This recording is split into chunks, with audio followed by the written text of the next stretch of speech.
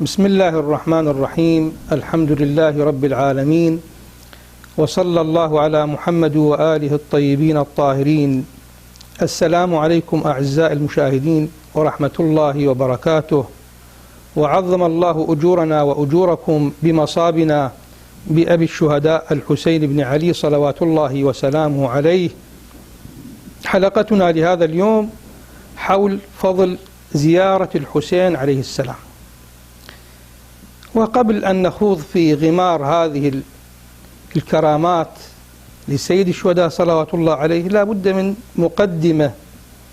هذه المقدمة أنه قضية سيد الشهداء عليه السلام لم تكن قضية طبيعية، وإلا لو كانت طبيعية لعاشت في بطون الكتب ونقرأها كسيرة لفاتح من الفاتحين كما في سير الفاتحين. لكن سيد الشهداء سلام الله عليه كان قد جسد قيما نبيلة تمثلت بوجوده المبارك صلوات الله عليه وللصفوة من أهل بيته وأصحابه في يوم كربلاء، فكانوا قد مثلوا قيم الإسلام بما لهذه الكلمة من معنى. وكان النصيب الأوفر لسيد الشهداء صلوات الله عليه في ذلك اليوم يوم عاشوراء، وكان أصحابه وأهل بيته كل بحسبه. فمن جملة هذه القيم مثل قيمة الوفاء التي حملها أبو الفضل العباس عليه السلام، قيمة الصبر والجلادة التي حملتها الحوراء زينب عليه السلام، وقيمة الرحمة التي كانت متمثلة بالحسين عليه السلام الذي هو الوريث لجده المصطفى صلى الله عليه وآله والمعبر عنه بالقرآن الكريم وما أرسلناك إلا رحمة للعالمين. وطبعا كان ليد الغيب الأثر الواضح في هذه القضية، وإلا فما معنى تخليد رجل يستشهد قبل 1377 عام وإلى اليوم، والحسين يتجدد كذب الموت، فالحسين مخلد كلما خلولق الزمان تجدد. وطبعا ورد في فضله وفضل زيارته الشيء الكثير على لسان جده المصطفى صلى الله عليه وآله أو على لسان الأئمة من أهل البيت عليهم السلام. وطبعا الحديث حديث مستفيض ومستقصى، لكنه ما يسع به الوقت نتحدث ولو بشيء يسير. وكما قال الإمام الصادق عليه السلام: إن الله عز وجل عوض الحسين بن علي عن قتله بثلاث: أن جعل الإمامة في ذريته، واستجابة الدعاء تحت قبته، والشفاء في تربته. وفي حديث آخر عن إمامنا الصادق عليه السلام: من أراد الله به خيرا قذف في قلبه حب الحسين وحب زيارته. فهنيئا بزوار أبي عبد الله عليه السلام، وخصوصا في هذه الأيام وهم يتحملون مشاق الطريق ووعورته والأخطار الأمنية المحدقة بهم، وكذلك يتحملون ما يتحملون من أجل هدف سامي، وهو زيارة المولى أبي عبد الله عليه السلام الذي تترتب عليها آثار وآثار جليلة، منها دنيوية ومنها أخروية.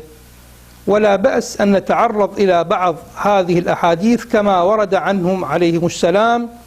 بين يدي الآن كتاب كامل الزيارات للشيخ الأقدم الشيخ ابن قولويه، وهو من علمائنا المتقدمين ومن أساتذة الشيخ المفيد رضوان الله عليه. يقول في الباب 49: ثواب من زار الحسين عليه السلام راكبا أو ماشيا ومناجاة الله لزائره. طبعا يكون في علم المشاهد الكريم أنه مناجاة الله، أن الله عز وجل يقبل بنظره ورحمته على هذا الزائر لقبر سيد الشهداء عليه السلام. قال أبو عبد الله أي الإمام الصادق عليه السلام للحسين ابن ثوير ابن أبي فاختة، قال: يا حسين، من خرج من منزله يريد زيارة قبر الحسين بن علي عليهما السلام إن كان ماشيا مثل ما الآن الزوار الله يحفظهم جميعا ماشيا على قدميه ومن أبعد المناطق سواء من داخل العراق أو من خارج العراق. يا حسين، من خرج من منزله يريد زيارة قبر الحسين بن علي عليه السلام، إن كان ماشيا كتب الله له بكل خطوة حسنة ومحى عنه سيئة، حتى إذا صار في الحائر اللي اليوم احنا نعبر عنه بالصحن الشريف لسيد الشهداء أو ما بعد الصحن الروضة المباركة، حتى إذا صار في الحائر كتبه الله من المصلحين المنتجبين، حتى إذا قضى مناسكه مناسك الحج من تلاوة الزيارة المباركة والصلاة عند قبر سيد الشهداء، حتى إذا قضى مناسكه كتبه الله من الفائزين، حتى إذا أراد الانصراف أتاه ملك فقال له لهذا الزائر: إن رسول الله صلى الله عليه وآله يقرئك السلام ويقول لك استأنف العمل فقد غفر لك ما مضى. يا لها من كرامة، ويا له من فضل لسيد الشهداء صلوات الله عليه ولزائره. حديث آخر عن أبي عبد الله عليه السلام قال: إن الرجل ليخرج إلى قبر الحسين عليه السلام. هنا إنما عبر الإمام عن الرجل لأنه سابقا ما كانت الزيارة بهذه الكيفية، فكانوا يخافون من الحكومات الظالمة سواء من حكومة بني أمية أو من حكام بني العباس، فكان الرجل يخرج لأن المرأة يكون وضعها أضعف من وضع الرجل. الرجل ممكن يقاوم، ممكن يهرب، لكن المرأة يكون صعب عليها. فيقول الإمام: إن الرجل ليخرج إلى قبر الحسين عليه السلام، فله إذا خرج من أهله بأول خطوة مغفرة ذنوبه، ثم لم يزل يقدس بكل خطوة حتى يأتيه، فإذا أتاه ناجاه الله تعالى فقال: عبدي، أي الزائر، عبدي سلني أعطك، ادعني أجبك، اطلب مني أعطك، سلني حاجة أقضيها لك. قال: وقال أبو عبد الله عليه السلام: وحق على الله أن يعطي ما بذل. ويا لها من كرامة. أنا الحقيقة أغبط جميع زوار أبي عبد الله عليه السلام على هذه الكرامة. وطبعا مشروعية الزيارة مشروعية بسنة معتبرة عن رسول الله وعن أهل بيته عليهم السلام، وهم أنفسهم كانوا قد زاروا الحسين عليه السلام. عندنا روايات أنه رسول الله صلى الله عليه وآله 124 ألف نبي يزورون الحسين في ليلة النصف من شعبان. طبعا زيارة الحسين كثيرة، يستحب في أي وقت أن يزار الحسين، حتى وإن كنت في دارك تتجه صوب كربلاء وتقول: صلى الله عليك أبا عبد الله 3 مرات، كانت لك زيارة. فأهل البيت ورسول الله صلى الله عليه عليهم أجمعين لم يتركوا مجالا في ذكر فضل الزيارة إلا وقد ذكروه. ورسول الله قد زاره أمير المؤمنين سلام الله عليه قبل أن تكون الواقعة، قد وقف عند ذهابه إلى صفين، ووقف وزار الحسين من ذاك المكان. الإمام السجاد سلام الله عليه بعد وقعة كربلاء رأوه في مسجد الكوفة يصلي، طبعا بعد سنين، لأنه ما يخفى على الأخ المشاهد أن الإمام السجاد عاش بعد أبيه الإمام الحسين ما يقرب من 35 عام. كان يزور أباه الحسين عليه السلام، حتى أنه في بعض المرات رآه بعض الأشخاص، رأى الإمام السجاد يصلي في مسجد الكوفة، فاستغرب هذا الرجل، قال: يا ابن رسول الله، أتصلي في بلد قتل أبوك أو عفوا قتل أباك؟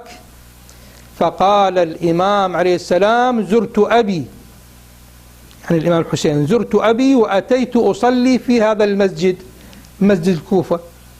طبعا بعد ذلك الإمام الباقر ومن بعد الإمام الصادق كانوا والباقي الأئمة كانوا يزورون ويحثون شيعة أهل البيت على زيارة قبر الحسين سلام الله عليه.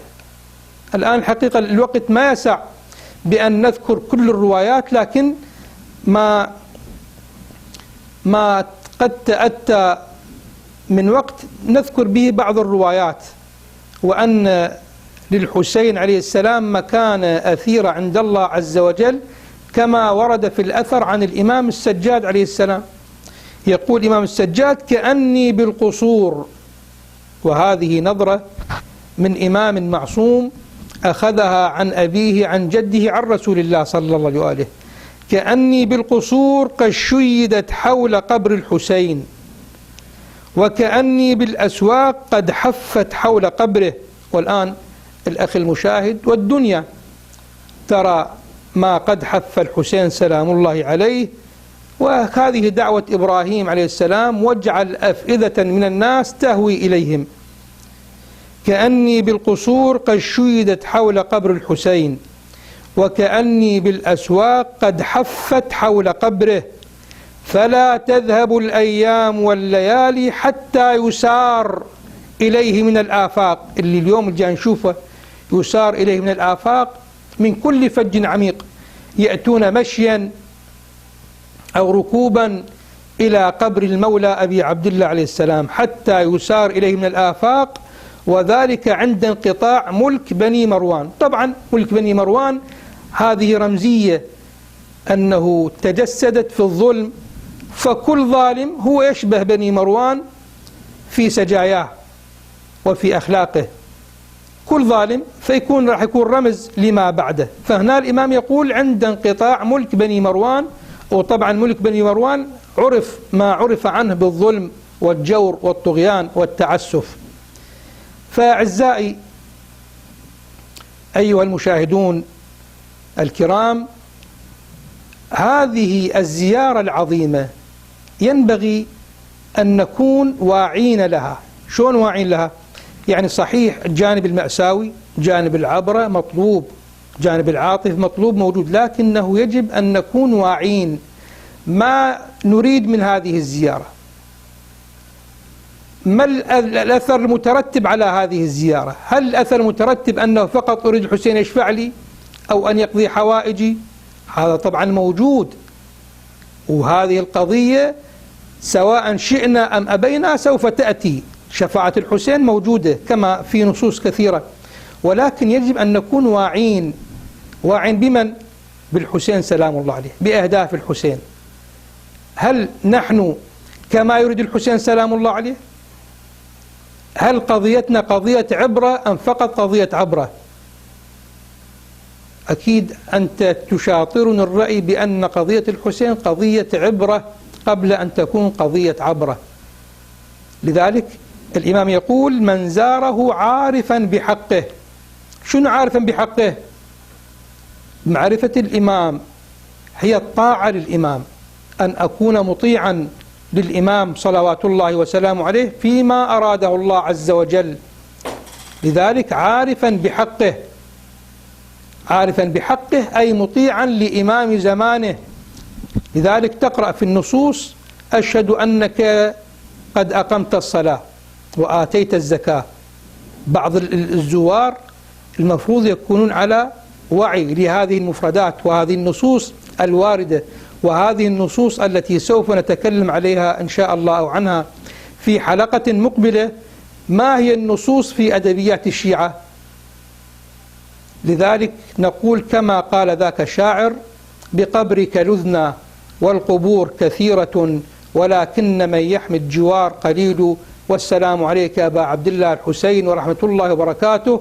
ونسأل الله عز وجل بحق الحسين وأبيه، أو بحق الحسين وجده وأبيه وأمه وأخيه، أن يحفظ زوار الحسين عليه السلام، وأن يردهم سالمين غانمين، وأن يجعلنا معهم ببركة الصلاة على محمد وآل محمد. والسلام عليكم ورحمة الله وبركاته.